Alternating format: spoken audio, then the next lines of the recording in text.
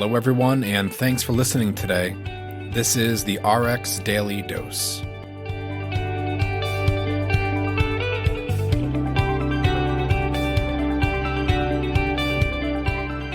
Today's episode is being recorded on Saturday, November 2nd, and I'm your host, Ian Parnagoni.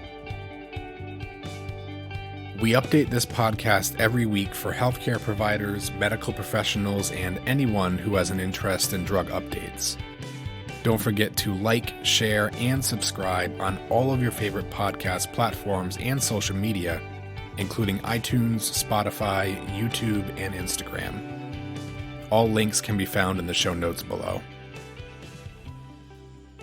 On October 25th, the FDA expanded the use of Liletta Therapeutics' delafloxacin, going by brand name Baxdela, to include treatment of adult patients with community-acquired bacterial pneumonia caused by designated bacteria. This is the second indication for this fluoroquinolone antibiotic. The FDA first approved Baxdela in 2017 for the treatment of adult patients with acute bacterial skin and skin structure infections caused by susceptible bacteria.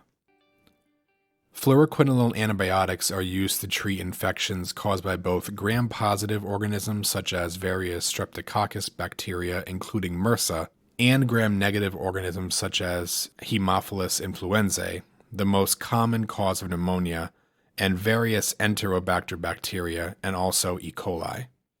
Baxdela does come with a boxed warning regarding the risk of tendinitis, tendon rupture, peripheral neuropathy, CNS effects, and exacerbated action of myasthenia gravis. This is the same warning for all fluoroquinolone antibiotics. And although these reactions have not been reported in clinical trials, it is recommended to immediately discontinue Baxdela if a patient experiences any of these side effects. There were no reports of C. difficile infections in the safety data. However, fluoroquinolones have a higher risk of causing C. diff-associated diarrhea compared to other antibiotics. Therefore, prescribers are instructed to exercise caution with prolonged use of Baxdela. The approval of Baxdela's new indication is based on positive results from a Phase 3 randomized double-blind study that compared the efficacy and safety of the drug to moxifloxacin that goes by brand name Avelox. The study results demonstrated that Baxdela met all key primary and secondary endpoints in the trial. In the intent-to-treat population, IV to oral Baxdela met the FDA primary endpoint of statistical non-inferiority for the early clinical response at 96 hours after initiation of therapy, compared to IV or oral moxifloxacin. Baxdela also met the FDA secondary endpoint of statistical non-inferiority compared to Avelox, based on the investigator's assessment of success at the test of cure visit, that's 5 to 10 days after the last dose, in the ITT population. Data further showed that IV or oral Baxdela successfully eradicated key respiratory pathogens at rates comparable to Avelox. Both IV and oral Baxdela were well tolerated among study participants. Overall, adverse event rates were similar between treatment arms. The most common treatment emergent adverse event in the Baxdela arm were diarrhea and transaminase increases, which were generally mild. The new supplemental approval for Baxdela follows FDA priority review that is based on the previous Qualified Infectious Disease Product designation, which provides certain incentives for the development of antibacterial and antifungal treatments for serious or life-threatening infections. The FDA also approved a new levonorgestrel-releasing intrauterine system, going by brand name Liletta. This is the first hormonal intrauterine device, IUD, capable of preventing pregnancy up to 6 years.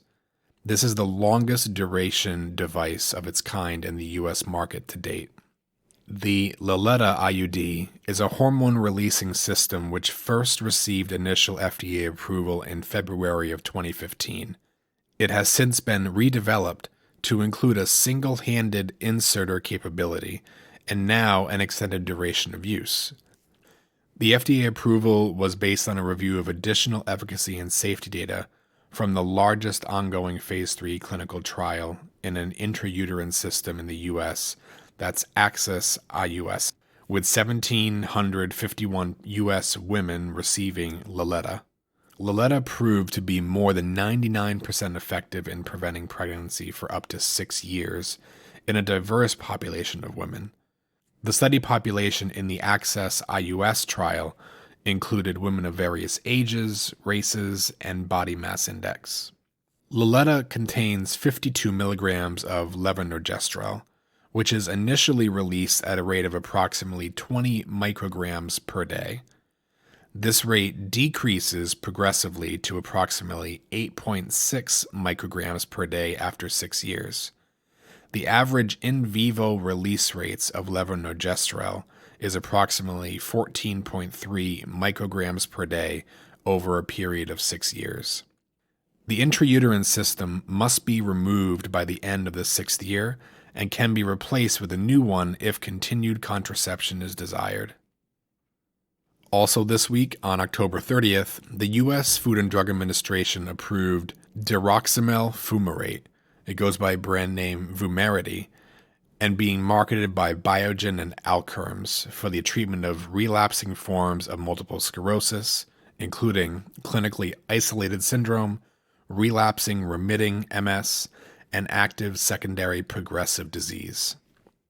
Vumerity is similar to dimethyl fumarate, that's brand name Tecfidera, which is made by Biogen.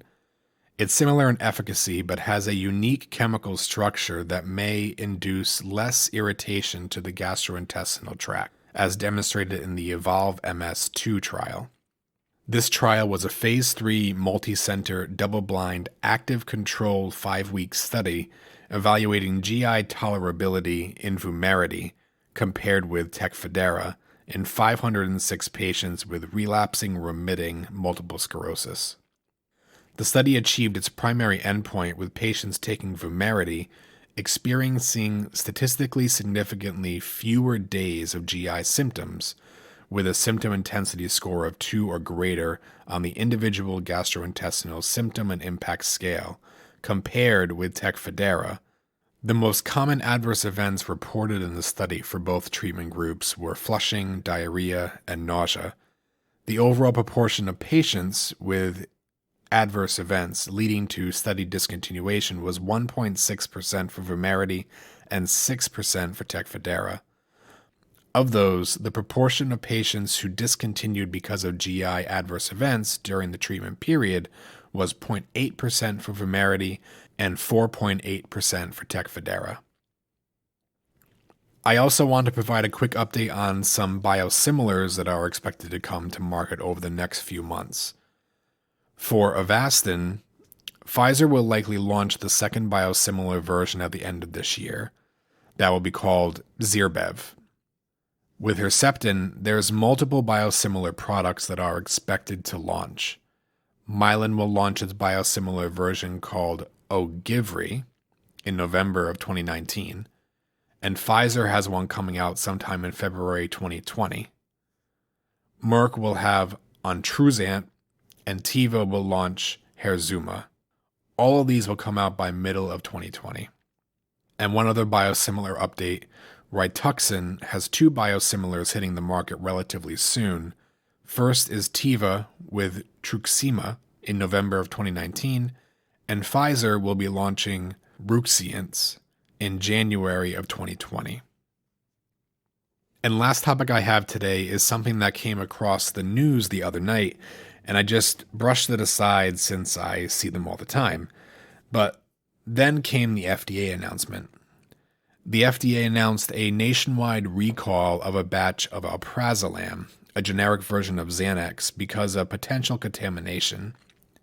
The manufacturer, Mylan Pharmaceuticals, said that the voluntary recall was because of the possible presence of a foreign substance. The company has not received reports of problems related to the tablets, but I quote, "The remote risk of infection to a patient cannot be ruled out. Mylan did not respond to questions about what the contaminant was.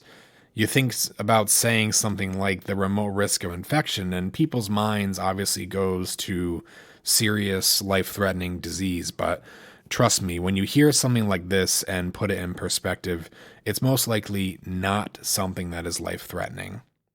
The alprazolam in question is the 0.5 milligram strength that came in 500 tablet bottles in July and August, with an expiration date of September 2020.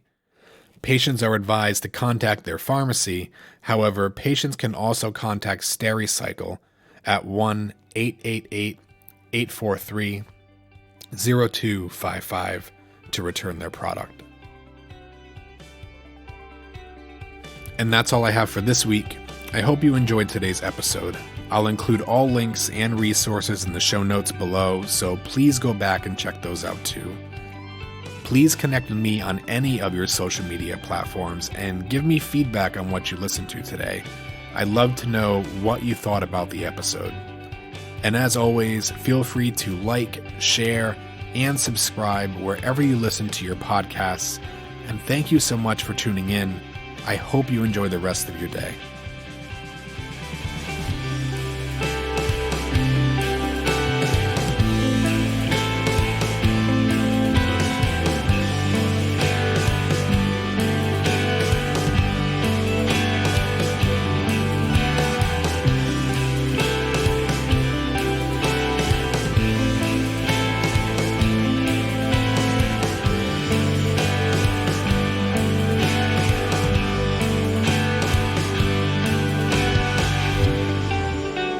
Music by Joseph McDade.